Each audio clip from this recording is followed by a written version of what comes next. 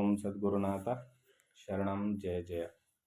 ಓಂ ಸಚ್ಚಿದಾನಂದ ಶರಣಂ ಜಯ ಜಯ. ಎಲ್ಲರಿಗೂ ನನ್ನ ನಮಸ್ಕಾರಗಳು. ಜ್ಞಾನೇಶ್ವರಿ ಗೀತಾಮೃತ ಕೃಷ್ಣ ಅರ್ಜುನರ ಸಂವಾದ ರೂಪವನ್ನು ನೋಡ್ತಾ ಇದ್ದೋ. ಅರ್ಜುನ ಹೇಳ್ತಾ ಇದ್ದಾನೆ, ನನಗೆ ಭ್ರಾಂತಿ ಹಿಡಿದಿತ್ತು, ಮೋಹಕ್ಕೆ ಒಳಗಾಗಿದ್ದೆ, ನನ್ನ ಬುದ್ಧಿಯು ಮಂಕಾಗಿತ್ತು, ಈ ಎಲ್ಲದರಿಂದ ನನ್ನನ್ನು ನೀನು ಕಾಪಾಡದೆ ಗುರುದೇವ ಅಂತ ಹೇಳಿ ಪರಮಾತ್ಮನಲ್ಲಿ ಶ್ರೀಕೃಷ್ಣನಲ್ಲಿ ತನ್ನ ದುಃಖವನ್ನು ತೋಡಿಕೊಳ್ತಾ ಇದ್ದಾನೆ. ಈಗ ಇದರಿಂದ ನೀವು ಎರಡನೇ ಸಾರಿ ವರಹಾವತಾರವನ್ನು ಎತ್ತಬೇಕಾಗಿ ಬಂತೆಂದು ಹೇಳಬಹುದು. ಅಂದರೆ ಮೊದಲು ವರಹಾವತಾರ ಯಾವುದಕ್ಕಾಗಿ? ಹಿರಣ್ಯಾಕ್ಷ ಭೂಮಿಯನ್ನು ಚಾಪೆ ಥರ ಸುತ್ತಕೊಂಡು ಕಂಕಳಲ್ಲಿ ಇಟ್ಕೊಂಡು ಹೋಯ್ತಿದ್ನಲ್ಲ, ಆಗೊಂದು ಸರಿ ವರಹಾವತಾರ ಎತ್ತಿದ್ರಿ. ಈಗ ನನ್ನ ಬುದ್ಧಿಯನ್ನು ದುರಾಗ್ರಹ ಎನ್ನುವುದು ಸುತ್ತಕೊಂಡು ಕಂಕಳಲ್ಲಿ ಇಟ್ಕೊಂಡು ಹೋಯ್ತಾ ಇತ್ತು. ಯಾವುದು? ದುರಾಗ್ರಹವೆಂಬುದು ಏನಂತಾರೆ ಅದಕ್ಕೆ? ನನ್ನ ದುರಾದೃಷ್ಟ, ನನ್ನ ಬುದ್ಧಿಯನ್ನು ಕಂಕಳಲ್ಲಿ ಸುತ್ಕೊಂಡು ಹೋಯ್ತಾ ಇತ್ತು. ಈಗ ನೀವು ಮತ್ತೆ ಎರಡನೇ ಸತಿ ವರಹಾವತಾರ ಎತ್ತಬೇಕಾಗಿ ಬಂತು. ಯಾಕೆ? ನನ್ನ ಬುದ್ಧಿಯನ್ನು ಅದರ ಕಂಕಳಿಂದ ಬಿಡಿಸೋದಕ್ಕೆ. ಈಗ ನೀವು ಹಾಗೆ ಮಾಡಿದ್ರಿ, ವರಹಾವತಾರವನ್ನೇ ಎತ್ತು ಬಂದ್ರಿ ಅಂತಲೇ ಹೇಳ್ಬೋದು. ನೀವು ಪುನಃ ಪಂಚಪ್ರಾಣಗಳನ್ನು ನನಗೆ ಕೊಟ್ಟಿರೆಂಬುದರಲ್ಲಿ ಎಳ್ಳಷ್ಟು ಸಂದೇಹವಿಲ್ಲ. ಪಂಚಪ್ರಾಣಗಳನ್ನ ನೀವು ಮತ್ತೆ ನನಗೆ ಕೊಟ್ರಿ. ಏ ಮಹಾರಾಜ, ತಮ್ಮ ಈ ಮಹತ್ತಾದ ಅನುಗ್ರಹವು ಗೊತ್ತಾಗ್ತಿದೆಯಲ್ವಾ? ಮಹತ್ತಾದ ಅನುಗ್ರಹವು ಎಂದಿಗಾದರೂ ವ್ಯರ್ಥವಾಗುವುದೇ? ಅದಕ್ಕೆ ಇಲ್ಲಿ ಆ ಶ್ಲೋಕ ರೂಪದಲ್ಲಿ ಏನಿದೆ, ಮಹತ್ತಾದ ಅನುಗ್ರಹವನ್ನು ಮದನುಗ್ರಹಾಯ ಪರಮಂ ಗುಹ್ಯಮಧ್ಯಾತ್ಮ ಸನ್ನಿತಂ ಯತ್ವ ಯೋಕ್ತಂ ವಚಸ್ತೇನ ಮೋಹೋಯಂ ವಿಗತೋ ಮಮ. ಶ್ಲೋಕ ಅದರ ಅರ್ಥ ವಿವರಣೆ ಇಲ್ಲಿ ಹೇಳ್ತಾ ಇರ್ತಕ್ಕಂಥದ್ದು. ಮಹತ್ತಾದ ಅನುಗ್ರಹ, ಮದನುಗ್ರಹ ಅಂತ ಅಂದರೆ ಇಲ್ಲಿ ಮಹತ್ತಾದ ಅನುಗ್ರಹವು ಎಂದಿಗಾದರೂ ವ್ಯರ್ಥವಾಗುವುದೇ? ಅನುಗ್ರಹ ಮಾಡುವುದು ಬೇರೆ, ಮಹತ್ತಾದ ಅನುಗ್ರಹ ಮಾಡುವುದು ಇದೆಯಲ್ಲ, ಅದು ಪರಮ ಗುರುವಿನ ಪರಮವಾದ ಶ್ರೇಷ್ಠ ಆಶೀರ್ವಾದ. ಅದು ಸಿಗಬೇಕಾದ್ರೆ ಶಿಷ್ಯನು ಕೂಡ ಪುಣ್ಯವನ್ನು ಮಾಡಿರಬೇಕು. ಹೇ ದೇವ, ನೀವು ಸಮೂಲವಾಗಿ ಮಾಯೆಯನ್ನು ತೊಲಗಿಸಿದ್ರಿ. ನೋಡಿ, ಈಗ ಮಾಯೆ ಅಂತಕ್ಕಂಥ ಅಂದರೆ ಆ ಭ್ರಾಂತಿ ಅಂತಕ್ಕಂಥದ್ದು ಅರ್ಜುನಲ್ಲಿ ಕಿಂಚಿತ್ತೂ ಇಲ್ಲವಂತೆ. ಅದೆಷ್ಟು ಪುಣ್ಯ ಮಾಡಿದನು. ಇದರ ಕೀರ್ತಿಯು ನಿಮಗೇ ಇರುತ್ತದೆ. ಹೇ ದೇವ, ಅಮೃತ ಸರೋವರದಲ್ಲಿ ಅರಳಿರುವ ಕಮಲದಂತಿರುವ ನಿಮ್ಮ ನೇತ್ರಗಳು ಯಾವನನ್ನು ಅನುಗ್ರಹಿಸುವವೋ ಆತನಿಗೆ ಮೋಹ ನಿವೃತ್ತಿಯಾಗುವುದಲ್ಲದೆ ಯೋಗವೂ ಸಹ ಲಭಿಸುವುದು. ನೀವು ಇಚ್ಛೆಪಟ್ಟು, ಸದ್ಗುರುನಾಥನು ಇಚ್ಛೆಪಟ್ಟು ಯಾರ ಮೇಲಾದರೂ ಸಚ್ಚಿಷ್ಯನ ಮೇಲೆ ಅನುಗ್ರಹ ಮಾಡಿದನಂದರೆ ಅವನೆಷ್ಟೇ ದಡ್ಡನಾಗಿದ್ರೂ ಕೂಡ ಜ್ಞಾನಿ ಆಗಿಬಿಡ್ತಾನೆ, ಯೋಗಿ ಆಗಿಬಿಡ್ತಾನೆ. ಬಡಬಾಗ್ನಿಯ ಮುಂದೆ ಮೃಗಜಲವು ಎಷ್ಟು ಮಾತ್ರವೋ ಹೀಗೆಯೇ ನಿಮ್ಮ ಅನುಗ್ರಹವಾದರೆ ಮೋಹವು ಎಷ್ಟು ಮಾತ್ರ ಇರಬಲ್ಲದು. ಈಗ ನಿಮ್ಮ ಕೃಪಾ ಪ್ರಸಾದವೆಂಬ ಪ್ರತ್ಯಕ್ಷ ಗರ್ಭಗೃಹದಲ್ಲಿ ಪ್ರವೇಶಿಸಿ ಸಂತೋಷದಿಂದ ಬ್ರಹ್ಮ ರಸಾಸ್ವಾದನೆಯನ್ನು ಮಾಡುತ್ತಿರುವೆನು. ಇದರಿಂದ ನನ್ನ ಮೋಹವು ತೊಲಗಿತೆಂಬುದರಲ್ಲಿ ಆಶ್ಚರ್ಯವೇನಿದೆ? ಹೇ ದೇವ, ನಿಜವಾಗಿಯೂ ತಮ್ಮ ಪಾದ ಸ್ಪರ್ಶದಿಂದ ಉದ್ಧರಿಸಲ್ಪಟ್ಟೆನು. ಅರ್ಜುನ ಹೇಳ್ತಾ ಇದ್ದಾನೆ, ನಿಮ್ಮ ಪಾದ ಸ್ಪರ್ಶದಿಂದ, ನಿಮ್ಮ ಜ್ಞಾನೋಪದೇಶದಿಂದ ಅಜ್ಞಾನದಿಂದ ಬಿಡಲ್ಪಟ್ಟೆನು, ಉದ್ಧರಿಸಲ್ಪಟ್ಟೆನು ಅಂತ ಹೇಳ್ತಾ ಇದ್ದಾನೆ. ನಿಜವಾಗಿಯೂ ಅರ್ಜುನ ಉದ್ಧರಿಸಲ್ಪಟ್ಟನೆ ಅಂದರೆ ತನಗಾದ ಕಿಂಚಿತ್ ಅನುಭವವನ್ನೇ ದೊಡ್ಡದು ಅಂತ ತಿಳ್ಕೊಂಡು ಇಷ್ಟೆಲ್ಲ ಮಾತಾಡ್ತಾ ಇದ್ದಾನೆ ಅಷ್ಟೇ. ನಾವು ಕೂಡ ಹಂಗಿದೆ. ಯಾವಾಗ ಜಾಸ್ತಿ ಮಾತಾಡ್ತೀವಿ ಅಂದರೆ ಕಿಂಚಿತ್ತು ಒಳ್ಳೆಯದಾಯಿತು, ಕಿಂಚಿತ್ ಏನೋ ತಿಳಿತು ಅಂದಾಗ ಹೆಚ್ಚು ಹೆಚ್ಚು ಮಾತಾಡ್ತೀವಿ. ಆದರೆ ನಿಜವಾಗಿಯೂ ಪೂರ್ಣವನ್ನು ತಿಳಿದಾಗ ಮೌನ ವಹಿಸೋದಂತೂ ನಿಜ. ಇಲ್ಲಿ ಅರ್ಜುನ ಅಷ್ಟೆಲ್ಲ ಮಾತಾಡ್ತಾ ಇದ್ದಾನೆ. ತನಗಾದ ಕಿಂಚಿತ್ ಅನುಭವವನ್ನು, ಕಿಂಚಿತ್ ಒಳಿತನ್ನು ತಡ್ಕೊಳ್ಳೋಕ್ಕಾಗದೆ ಅವನು ಇಷ್ಟೆಲ್ಲವನ್ನು ಪರಮಾತ್ಮನಲ್ಲಿ ಹೇಳ್ತಾ ಇದ್ದಾನೆ. ನಿಜ, ಅಷ್ಟಾದರೂ ಅನುಭವವನ್ನು, ಅಷ್ಟಾದರೂ ಒಳ್ಳೆಯದನ್ನು ಅವನು ಮಾಡ್ಕೊಂಡಿದ್ದಾನೆ, ಒಳಿತನ್ನು ಮಾಡ್ಕೊಂಡಿದ್ದಾನಲ್ಲ, ಪರಮಾತ್ಮನ ದಯೆ ಅವನ ಮೇಲೆ ಇದೆಯಲ್ಲ. ಆ ರೀತಿಯಲ್ಲಿ ನಮಗೂ ಆಗಲಿ ಅಂತ ನಾವು ಕೂಡ ಪರಮಾತ್ಮನಲ್ಲಿ ಮೊರೆ ಇಡೋಣ. ಈಗ ಮುಂದುವರೆದು ಹೇಳ್ತಾನೆ, ಹೇ ಕಮಲದಂತೆ ನೇತ್ರಗಳುಳ್ಳ ದೇವನೇ, ಕೋಟಿ ಸೂರ್ಯ ಪ್ರಭಾ ಸಮಾನನಾದ ನಿನ್ನಿಂದ ಜ್ಞಾನಬೋಧೆಯನ್ನು ಹೊಂದಿದೆನು. ಮಾಯೆಯಿಂದ ಜನಿಸಿದ ಭೂತಗಳೆಲ್ಲವೂ ಯಾವುದರಲ್ಲಿ ಲೀನವಾಗುವವೋ? ಮಾಯೆಯಿಂದ ಜನಿಸಿದ ಭೂತಗಳು ಎಲ್ಲಿ ಲೀನವಾಗ್ತವೆ? ಮಾಯೆಯಲ್ಲಿಯೇ ಲೀನವಾಗಬೇಕಲ್ವ. ಮಾಯೆಯಿಂದ ಜನಿಸಿದವು ಅವು ಎಲ್ಲಿ ಲೀನವಾಗುವವೋ ಅಂತಹ ಸ್ವರೂಪವನ್ನು ಸ್ಪಷ್ಟವಾಗಿ ಬೋಧಿಸಿದಿರಿ. ಪರಬ್ರಹ್ಮನಾದ ನಿನ್ನ ಗೌರವದಿಂದಲೇ ಜಗತ್ತಿನಲ್ಲಿ ವೇದಗಳು ಶೋಭಿಸುತ್ತಿವೆ.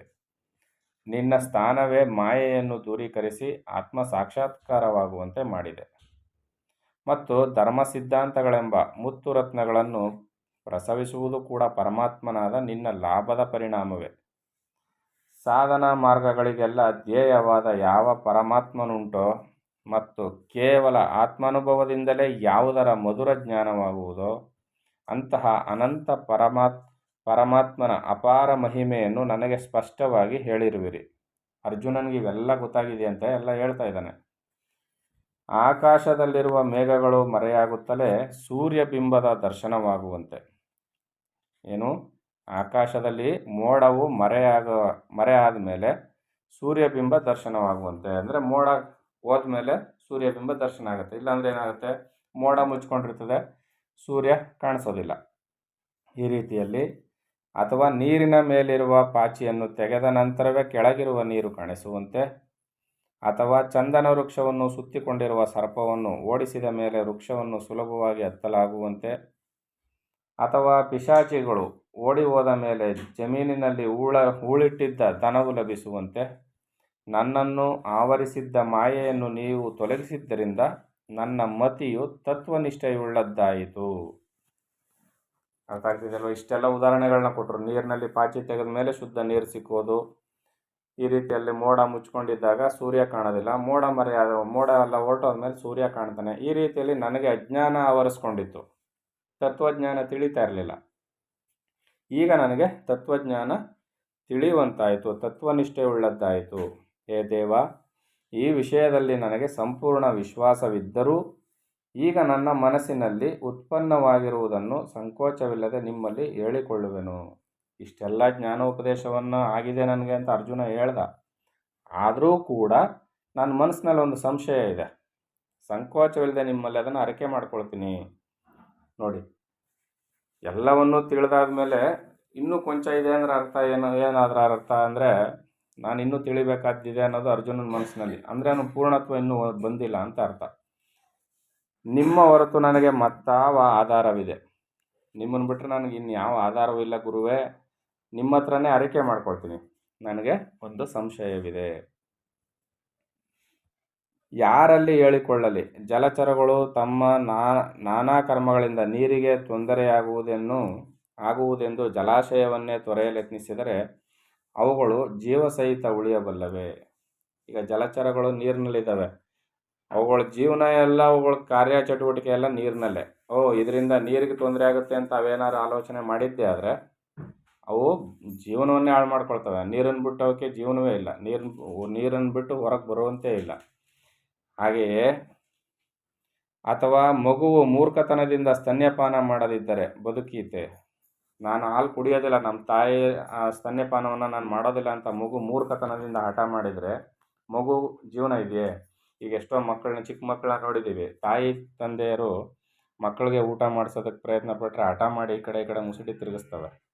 ಆದರೆ ತಂದೆ ತಾಯಿಗೆ ಗೊತ್ತು ಇದು ಮೂರ್ಖತನದಿಂದ ಈಗ ಮಾಡ್ತಾ ಇದೆ ಅಂತ. ಅದಕ್ಕೆ ಅದನ್ನು ಕುತ್ತಿಗೆ ಹಿಡಿದು ತಲೆ ಹಿಡಿದು ಬಾಯಿ ತೆಗೆಸಿ ಊಟ ತುರುಕಿ ಅದನ್ನು ಸರಿ ಮಾಡ್ತಾರೆ. ಯಾಕಂದರೆ ಮಗುಗೆ ಮೂರ್ಖತನ ಇದೆ ಅಂತ ತಂದೆ ತಾಯಿಗೆ ಗೊತ್ತು. ಅಕಸ್ಮಾತು ಬೇಡವಂತೆ ಬಿಟ್ಬಿಡುವಂತೆ ಏನಾದ್ರು ತಂದೆ ತಾಯಿ ಕೈ ಎತ್ತಿದ್ರು ಅಂದರೆ ಮಗು ಬದುಕುಳಿಯೋದಿಲ್ಲ. ಅಂತೆಯೇ ಅದರಂತೆ ನಾನು ಸಂಕೋಚ ಪಡದೆ ನನ್ನ ಮನಸ್ಸಿನ ಅಭಿಪ್ರಾಯವನ್ನು ಹೇಳಿಯೇ ತೀರಬೇಕು. ಈಗ ನಾನು ಸಂಕೋಚ ಪಟ್ಕೊಂಡು ಏನು ಹೇಳದೇ ಇದ್ದರೆ ನನಗೇನು ತಿಳಿಯೋದಿಲ್ಲ. ಅದರಿಂದ ಸಂಕೋಚವನ್ನು ಬಿಟ್ಟು ನಾನು ಹೇಳ್ತೀನಿ ಪರಮಾತ್ಮ.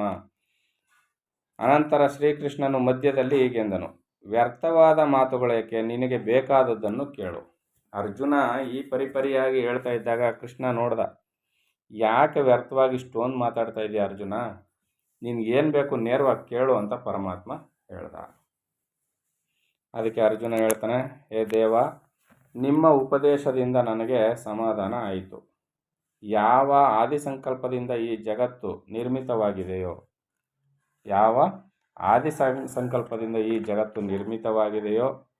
ಯಥಾ ಸಮಯದಲ್ಲಿ ಲಯವನ್ನು ಹೊಂದುತ್ತಿದೆಯೋ, ಉತ್ಪತ್ತಿ ಆಗ್ತಾ ಇದೆ, ಲಯವನ್ನು ಹೊಂದುತ್ತಾ ಇದೆ ಆದಿ ಸಂಕಲ್ಪದಿಂದ, ಅದನ್ನು ನೀವು ಸ್ವಯಂ ನಾನೇ ಎನ್ನುತ್ತಿದ್ದೀರಿ.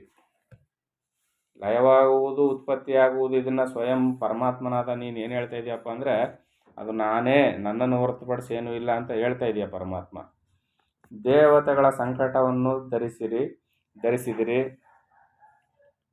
ಮತ್ಸ್ಯ ಕೂರ್ಮಾದಿ ರೂಪದಿಂದ ವತ ನೀರಿನಲ್ಲಿದ್ದ ದೈತ್ಯರನ್ನು ಸಂಹರಿಸಿ ಕೆಲವು ಪೂರ್ತಿಯಾದ ಮೇಲೆ ನಿಮ್ಮ ಸಗುಣ ರೂಪವು ಯಾವುದರಲ್ಲಿ ಲೀನವಾಯಿತೋ, ಅಂದರೆ ಕೃಷ್ಣನ ದಶಾವತಾರಗಳು, ಪರಮಾತ್ಮನ ದಶಾವತಾರಗಳನ್ನ ಹೇಳಿ ಅದರಲ್ಲಿ ನಿಮ್ಮ ರೂಪು ಯಾವುದೋ ಸಕಾಮ ರೂಪನ ಧರಿಸಿದ್ನಲ್ಲ, ಆ ಮತ್ಸ್ಯ ಕೂರ್ಮಾದಿ ರೂಪಗಳನ್ನೆಲ್ಲ ಧರಿಸಿದ್ನಲ್ಲ, ಆ ಸಗುಣ ರೂಪ ಯಾವುದರಲ್ಲಿ ಲೀನವಾಯಿತು?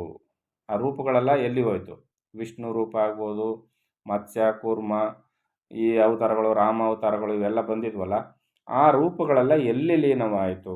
ಉಪನಿಷತ್ತುಗಳು ಯಾರನ್ನು ಗಾನ ಮಾಡುತ್ತಿವೆಯೋ, ಯಾವನನ್ನು ಯೋಗಿಗಳು ಅಂತರ್ಮುಖ ದೃಷ್ಟಿಯಿಂದ ನೋಡುವರೋ, ಸನಕಾದಿ ಭಕ್ತರು ಯಾವನನ್ನು ಪ್ರೇಮದಿಂದ ಹೃದಯದಲ್ಲಿ ಅಪ್ಪಿಕೊಂಡಿರುವರೋ ಅಂತಹ ನಿಮ್ಮ ವಿಶ್ವರೂಪದ ವರ್ಣನೆಯನ್ನು ನಾನು ಎಡಬಿಡದೆ ಕೇಳುತ್ತಿರುವೆನು. ಪರಮಾತ್ಮನ ವಿಶ್ವರೂಪದ ಬಗ್ಗೆ ನಾನು ಕೇಳ್ತಾ ಇದ್ದೀನಿ. ಹೇ ಪ್ರಭು, ಅದೇ ವಿಶ್ವರೂಪವನ್ನು ಈ ಕಣ್ಣುಗಳಿಂದ ನೋಡಬೇಕೆಂದು ಮನಸ್ಸು ಉತ್ಸಾಹದಿಂದ ಕೂಡಿದೆ. ಪರಮಾತ್ಮನ ವಿಶ್ವರೂಪದ ಬಗ್ಗೆ ಕೇಳಿದ್ದೀನಿ, ಈಗ ಈ ಕಣ್ಣುಗಳಿಂದ ನೋಡಬೇಕು ಅಂತ ಇಚ್ಛೆ ಉಂಟಾಗ್ತಾ ಇದೆ. ಹೇ ದೇವ, ನೀವು ಇದುವರೆಗೂ ನನ್ನ ಸಂಕಟಗಳನ್ನೆಲ್ಲ ತೊಲಗಿಸಿ ಬಹುಪ್ರೇಮದಿಂದ ಕಾಮನೆಗಳನ್ನು ನೆರವೇರಿಸಿದಿರಿ. ಈಗ ತಮ್ಮ ವಿಶ್ವರೂಪವನ್ನು ದರ್ಶಿಸಬೇಕೆಂಬ ಕೋರಿಕೆಯು ಮನಸ್ಸಿನಲ್ಲಿ ಪ್ರಬಲವಾಗಿದೆ. ಇಷ್ಟೆಲ್ಲ ನನ್ನ ಕೋರಿಕೆಗಳನ್ನ, ಅಜ್ಞಾನವನ್ನು ನಿವಾರಣೆ ಮಾಡಿದ್ರಲ್ಲ ಸ್ವಾಮಿ, ಆದರೆ ಈಗ ನನಗೆ ನಿಮ್ಮ ವಿಶ್ವರೂಪವನ್ನು ನೋಡಬೇಕು. ಯಾವ ಅವತಾರಗಳೆಲ್ಲ ಯಾವುದರಲ್ಲಿ ಲೀನವಾದವೋ ಅಂತ ಲೀನ ಮಾಡಿಕೊಂಡಂಥ ಆ ಮಹಾ ಅವತಾರವನ್ನು, ವಿಶ್ವರೂಪವನ್ನು ನಾನು ನೋಡಬೇಕು, ಈ ಕಣ್ಣುಗಳಿಂದ ನೆರವೇರಿಸಿ ಅಂತ ಇಲ್ಲಿ ಅರ್ಜುನ ಪರಮಾತ್ಮನಾದ ಶ್ರೀಕೃಷ್ಣನಲ್ಲಿ ಮೊರೆ ಇಡ್ತಾ ಇದ್ದಾನೆ. ಮುಂದೆ ಏನಾಗುತ್ತೆ ಅಂತ ಮುಂದಿನ ಆಡಿಯೋದಲ್ಲಿ ನೋಡೋಣ. ಎಲ್ಲರಿಗೂ ಒಳ್ಳೆಯದಾಗಲಿ. ಓಂ ಸದ್ಗುರುನಾಥ ಶರಣಂ ಜಯ ಜಯ. ಓಂ ಸಚ್ಚಿದಾನಂದ ಶರಣಂ ಜಯ ಜಯ. ಹರಿ ಓಂ ತತ್ಸತ್. ಹರಿ ಓಂ ತತ್ಸತ್. ಹರಿ ಓಂ ತತ್ಸತ್.